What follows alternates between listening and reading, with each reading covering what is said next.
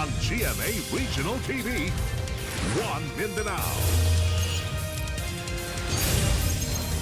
Aniya na ang mga dagkong balita karong adlaw sa One Mindanao. Tricycle driver patay human giposil samtang naghatod og pasahero sa General Santos City. Usa sa upat ka mga pasahero patay sab human nadamay.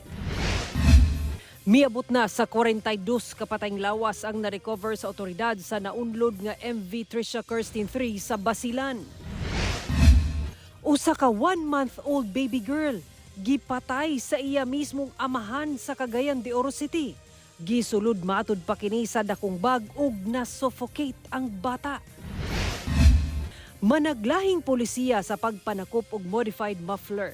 Gipaabot sa Riders Advocacy Group ngadto sa Davao City Transport and Traffic Management Office.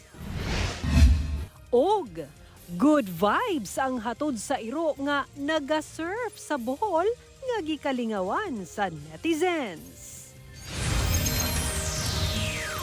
TV ang GMA Regional TV, One Mindanao. Mayong hapon Mindanao, ako si Sara Hilomen Velasco. Mibisita sa Davao City ang grupong Road Safety Advocates of the Philippines aron ipaabot ang mga reklamo nga ilang nadawat sa managlahi nga polisiya sa pagpanakop og giingong modified muffler subay sa national nga balaod ug ordinansa sa syudad. Hinuon ng LTO ug City Transport and Traffic Management Office dunay pagpaklaro kalabot niini. Ang detalye sa report ni Argil Relator.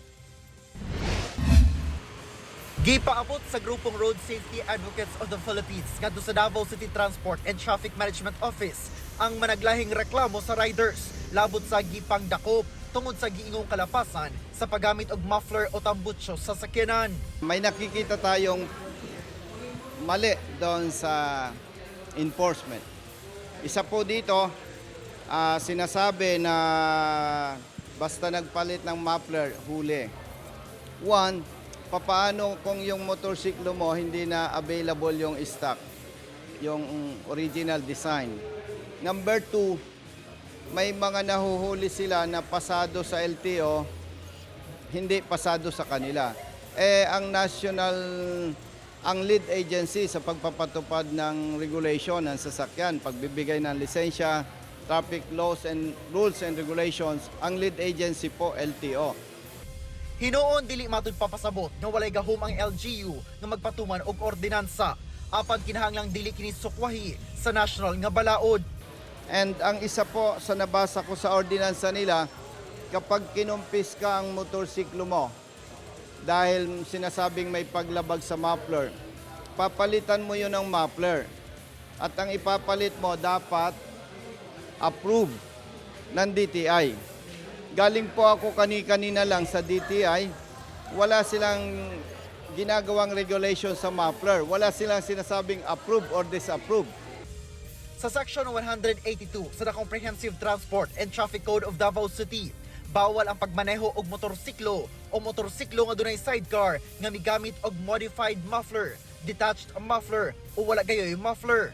Since walay definition sa modified muffler sa traffic code, we apply the common definition of modification. So kung nag-replace ka diha, imong gibot nga diha og masking unsa, and is a form of modification. Sumala sa LTO 11 nga ubos sa national law, ginabawal gayud ang modified muffler. Pag sabi nating modified, talagang ano yan, beyond or improper, illegal, na hindi siya tama sa standard manufacturer specification. Yan yung tanda natin na ano dyan, no? Kasi sa existing natin na joint administrative order, nakalagay talaga dyan. So any modification sa isang sasakyan, kailangan within the standard manufacturer specification. Saan natin makikita yung standard manufacturer specification? Now, if you remember, bago tayo bibili ng isang sasakyan, motorsiklo van or four wheels, di ba may tinitingnan tayo na brochure? Di ba? Andyan yung engine displacement, andyan yung length and width ng isang body, andyan din yung mga ibang specification na tama sa isang sasakyan. Dili ginabawal ang pagkambyo og piyesa sa sasakyanan, apan sigurohon nga anaa kini sa standard manufacturer's specification, labi na ang muffler sanglit gidisenyo kini nga nahisubay sa Philippine Clean Air Act. Pag sabi nating muffler, hindi lahat ng aftermarket illegal. Malalaman kasi natin yan, maging illegal na siya. Kasi yung the whole pipe system from the yung sa may elbow hanggang sa exhaust niya talaga sa dulo, no, the system itself, dapat andyan pa rin yung catalytic converter, andyan pa rin yung mga vapoles, andyan pa rin yung mga internal mechanism ng isang muffler system. Pag merong binago dyan or tinanggal dyan, no, it will fall under the illegal modification na. Naisubay sab kana ubos sa Section 128 sa ordinansa kung asa nakalatid nga siguruhong ang tanang sakyanan sa Davao City nagakomply sa exhaust emission standards sa Philippine Clean Air Act. Since ang LTO gina-check nila through MBIS ang mga tayo mag-modify ka mo ilarang sukato ng 99 decibel. Yang ano madakpan daw kung ni okay ang LTO. Di nila masabtan nga in addition sa kana ang LGO has his own discretion based on local government code na siya gi-devolve maguna gihatag sa jurisdiction ba nga in addition pwede mag-instricto. Sa miaging tuig, gisugda na sa Committee on Peace and Public Safety sa Davao City Council ang committee hearings labot sa posibleng pag-amyenda sa ordinansa. Naghatag lagi may guidelines kung kanus-ana mo matawag modified muffler kay lagi maski kami based sa mong experience na may experience nga dagag complainant ug kami po as an office iagi magproseso dili man kami wala man may discretion na to change it the way nga mag-implement me because para sa mga ingunan nagbase ra gud mi sa nakabutang sa traffic code. Nagkuha pud ta og engineer na ma-explain sa tuwa kung unsa man jud ang mechanics behind the possible amendments specifically about sa mga mufflers. Karong tuiga, nakatakda nga ipatawag ang nakadaiyang stakeholders nga dunay mga sakyanan aron dunggon ang ilang mga punto. So ang kailangan nato klaro sa tanan is unsaon ang enforcement procedures and unsaon pod ang difference sa mga aftermarket ug mga actually modified na mga mufflers. Pero karon stricto jud ta, bawal kalkal, bawal bora-bora. The rest we can discuss later on and ma-clarify. Kauban si Melchor Awing ug Jojo Solarte sa kamera. Ako si Origil Relator. 1 Mindanao. Atong sayro ng dugang pang mga balita sa Mindanao, makabanato si Efren Mamak live sa General Santos City. Efren. Salamat, Sara. Patay ang usa ka tricycle driver human gipusil samtang namasahero sa General Santos City. Usas sa upat ka mga pasahero patay sab human madamay sa insidente. Pagpanimalos, usa sa ginalantaw nga motibo sa krimen, batok sa mong tricycle driver nga duna matutpay kasong pagpanglugos. Ani ang detalye.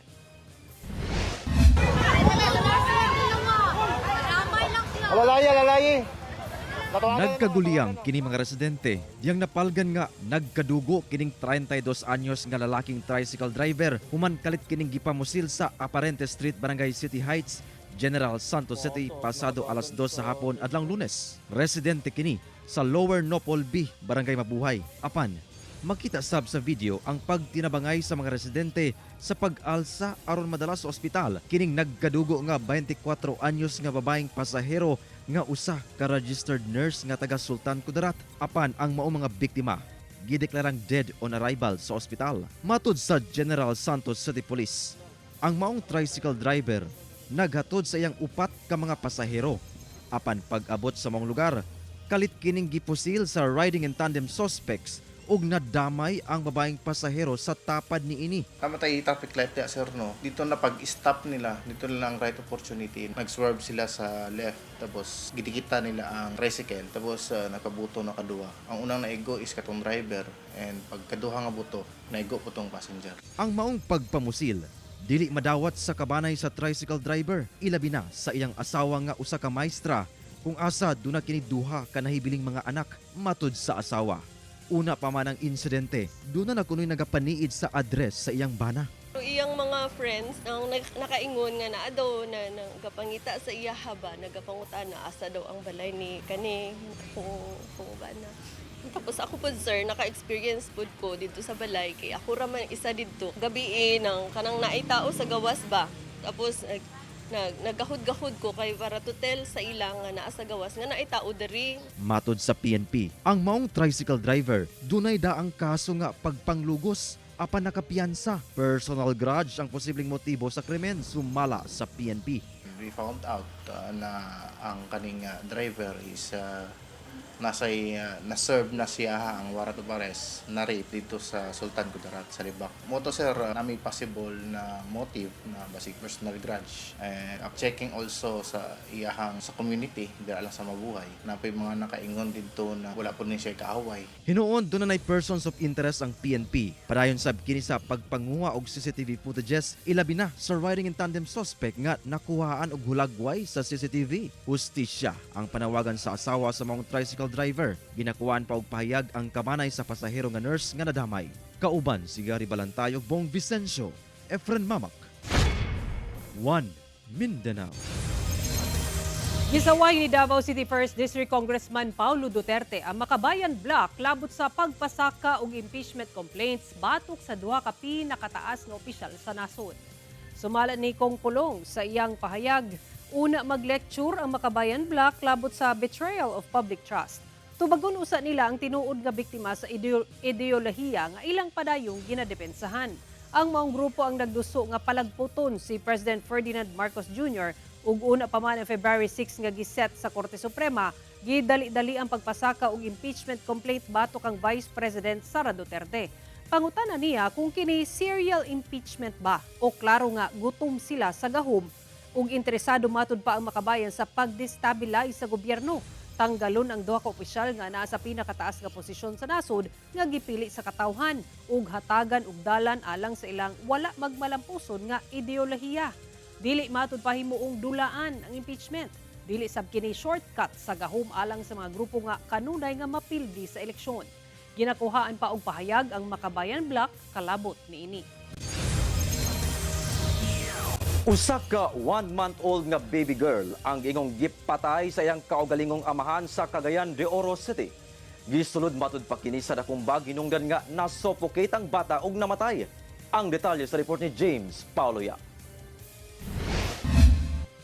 Patay na dihang naabtan sa kapulisan ang usa ka 1-month-old nga baby girl samtang gisulod kini sa usa ka bag sa mismong boarding house sa iyang amahan sa barangay Kugman sa Cagayan de Oro City niadtong adlong Domingo. Sumala ni Police Captain Emilita Simon, ang spokesperson sa Cagayan de Oro City Police, nga igo lang gihulman sa iyang papa ang bata gikan sa inahan niini sa Balingasag, Misamis Oriental aron ipaila-ila sa iyang mga ginikanan. Wala na dayon siya nakontak mo tong nabalaka na ang hinahan mo tong nangayo na siya og assistant sa atong kapulisan. Dito nakita mao kini ang bata nga nakasulod sa usa ka color blue nga bag og uban ang mga diaper og dito na suta nga patay na kini. Sa inisyal nga investigasyon sa kapulisan, gisulod matud pa sa suspect ang bata sa bag og dito na kini na suffocate ug nagkapsan sa iyang kinabuhi. Nahadlok matud pa ang amahan sa bata nga masayran sa iyang mga ginikanan nga nakabuntis ug aduna na kini anak nga paundangon sa iyang pag-eskwela. Gikustudiya gilayon sa kapulisan ang 20 anyos nga amahan. Wala pa'y pahayag ang inahan sa bata. Tuot man galing ang iyang statement, ingon siya nga nahulog at sunod ningon na po siya nga iyang nahigdaan. So wala gid siya direct na gistorya sa atong kapulisan apan base pod sa mga kauban niya nga PUPC kaning once naa siya sa kustudiya ni istorya siya nga siya gid ang nakapatay sa bata na wala na daw siya sa iyang una-huna. Gikuhaan pa og pahayag sa GMA Regional TV1 Mindanao ang suspect. Ginaandam na sab sa kapulisan ang kasong parricide nga ipasaka batok sa suspect. Kauban si Makoy Sempron, James Paulo Yap, 1 Mindanao. Gikan sa search and rescue operation, karong adlaw nag-shift na o gisugda na sa mga otoridad ang search and retrieval operation alang sa siyam pa ka mga sakay sa motorbangka nga Amihara nga wala pa igkita hangtod sa karon. Ang detalye sa live report ni Argil Relator. Argil.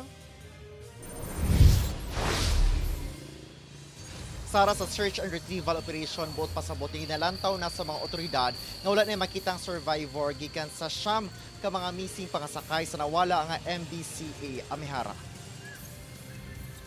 The Philippine Coast Guard would like to inform that after 15 days of sustained search and rescue efforts, today is the 16th day in connection with the missing motorbangka Amihara, which was reported missing on 19 January 2026 The decision has been made to transition from search and rescue to search and retrieval operations effective today.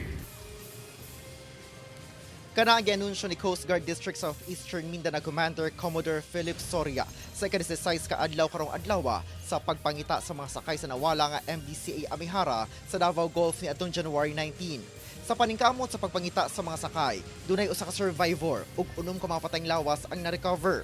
9 ka mga sakay sa maong bangka lakip na dinha ang owner ug operator sa bangka nga si Ace Cortez ang pangitaon ug i-recover sa pagsugod sa search and retrieval operation. Human ang makuting evaluation sa tanang inkuha nga impormasyon ug nagapatigbabaw nga operational conditions nasuta nga ang probability of survival o ang tsansa nga doon na pay buhi kay dili na feasible o dili na mahimo pa. Busa, gitapos na nila ang search and rescue operations. Ulahing breakthrough sa operasyon mao ang na-recover nga life jacket sa karagatang sakop sa Sarangani Province. Sa operasyon karon, dili na ingon anak kagrabe ug dunay posibilidad nga magbawas na sab og resources sa pagpangita. Bulungtad ang search and retrieval operation hangtod sa wala nagay breakthrough nga makita ang mga otoridad. Sara nagpaabot sab ang Philippine Coast Guard ug Marina ug uban pang ahensya sa gobyerno sa ilang pahasubo ngadto sa nahibiling pamilya sa mga na-recover nga patayng lawas ingon man sa missing pa ug parayon pa ang ginapangita. Sara. Okay, dagang salamat, Argil Relator. Kini ang GMA Regional TV, One Mindanao. Miabot na sa 42 ang ihap sa mga patayng lawas nga na-recover. Human naunlod ang MV Trisha Kirsten 3 sa karagatan sa Balok-Balok Island sa Basilan. Samtang laing kapin 200 ka mga pasahero ug tripulante ang gi-rescue. Human nagkaaberya ang gisakyang bangka sa Pangasahan Island sa Basilan. Ani ang detalye. Gibutiyag sa Philippine Coast Guard nga 3 ka mga patayng lawas sa tao ang gituwang sakay sa naunlod nga MV Trisha Kirsten 3 ang na-recover sa karagatan sa Balok-Balok Island, Basilan adlang Lunes.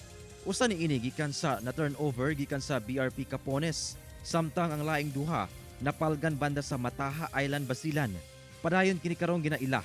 Sa kinatibuk-an, miabot na sa 42 ka mga patayng lawas ang na-recover sa naunlod nga Roro niadtong January 26.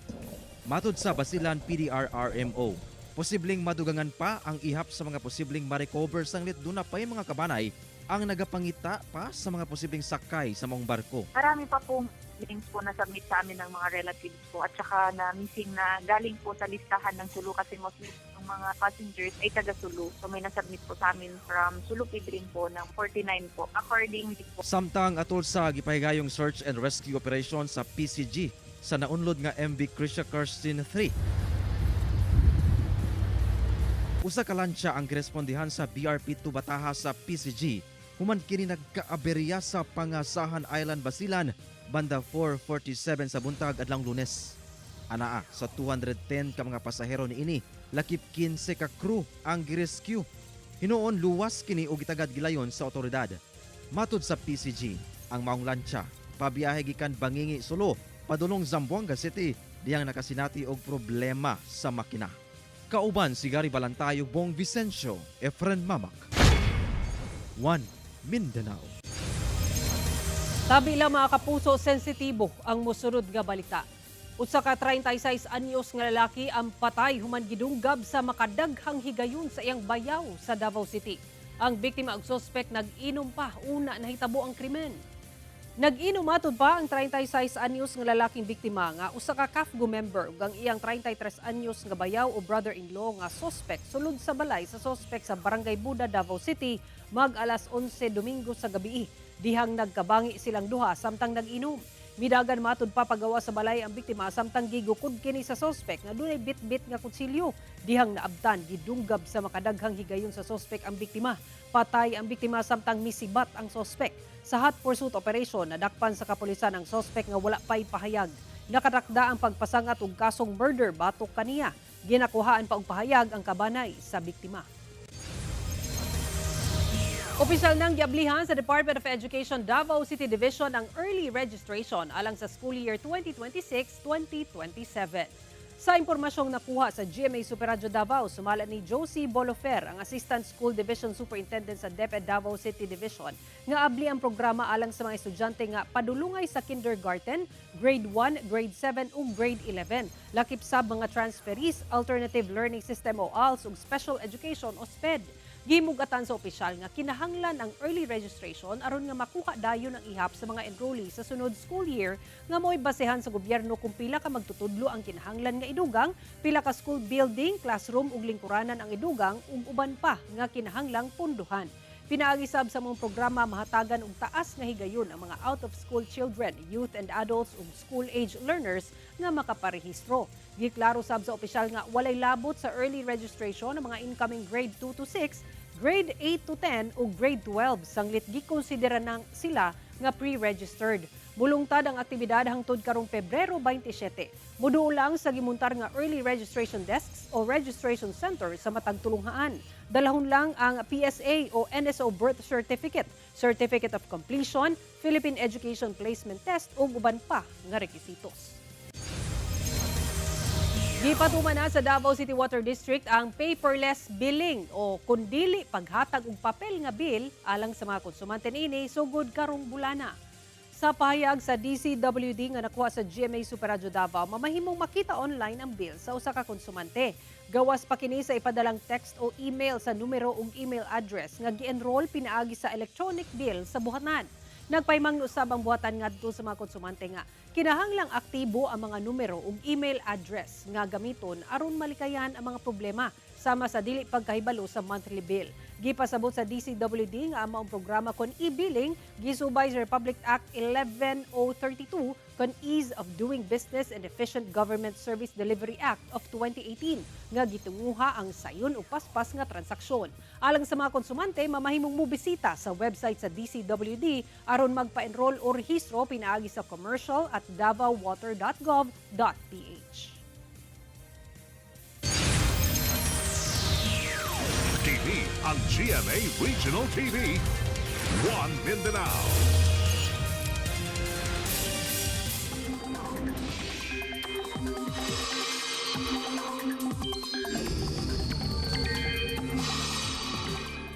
Nahimo ng bagyo ang low pressure area nga anaa sa gawa sa Philippine Area of Responsibility. Sa 2 p.m. advisory sa pag-asa anaa na ang bagyo sa 1,075 kilometers east sa northeastern Mindanao. Anaa kini sa tropical depression category o hinay nga bagyo.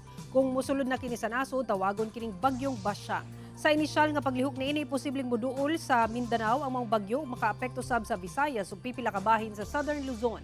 Sa karon wala pa epekto among bagyo apan tungod sa amihan ug shear line makasinati gihapon og pag-ulan ang pipila ka bahin sa nasod. Base sa datos sa Metro Weather, halos tibok Mindanao ang ulanon epekto sa shear line. Kusog ang pag-ulan sa ubang lugar busa magbantay sa posibleng pagbaha o landslide. Mga kapuso, himo na itong mahinungdanon ng bulan sa Pebrero nga bulan sab sa mga kasing-kasing pinaagi sa pag-donate o dugo. Gani magpahigayon ng GMA Regional TV o bloodletting activity sa managlahing lugar sa Mindanao in partnership with Philippine Red Cross sa Biyernes, February 6. Sa Davao City, ipahigayon kini sa Activity Center sa Ayala Mall sa Briza sa alas 10 sa buntag. Sa General Santos City, himuon kini sa 3rd floor function room sa Veranza Mall sa General Santos City sa alas 9 sa buntag. Ug sa Cagayan de Oro City, ipahigayon kini sa West Event Center sa Limkit Kay Mall sa Cagayan de Oro City sa alas 10 sa buntag. Busa mga kapuso, donate blood, save lives. Kini na, join na sa Kapuso Bloodletting Day and let's give the gift of life together. One drop can save lives. See you there, Kapuso! Showstopper sa Panglao Island sa Bohol ang usa ka iro human niya makuha ang atensyon sa mga turista sa lugar ug mga netizens online. Kay the dog did not just catch their attention, he also caught the waves. Saysay ni Hughes Cooper Wipe, dili daw niya kaila ang mismong tag-iya sa iro. Nahinganghan na lang daw siya dihang nakita ang surfing skills ni ini. Ikapila na daw matud pa kini naga-surf ni adtong higayuna. Gipabalik-balik pa daw kini og pa-surf sa iyang tag-iya kay daw gusto pud daw kini sa iro. Mao nga naghulat gayud sila og tiyempo nga maka-surf ang iro dungan sa dako nga balod. Kamo mga fur dad ug fur moms, unsay pambatong skill sa inyong fur babies? I-hashtag #YouScoop na Kapuso.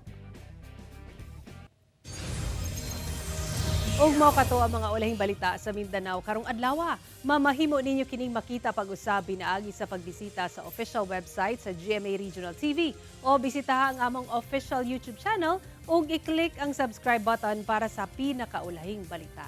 Daghang salamat sa atong mga kapuso sa Mindanao nga nagalantaw kanamo ug sa atong mga kapuso abroad. Padayon lang sa pagtutok sa mga lokal nga balita matag adlaw tungod sa GMA Regional TV. Local News Matters. Kami ang GMA Regional TV 1 Mindanao. Tibok persa para sa mas dakong misyon ug mas halapad nga pagserbisyo sa nasod.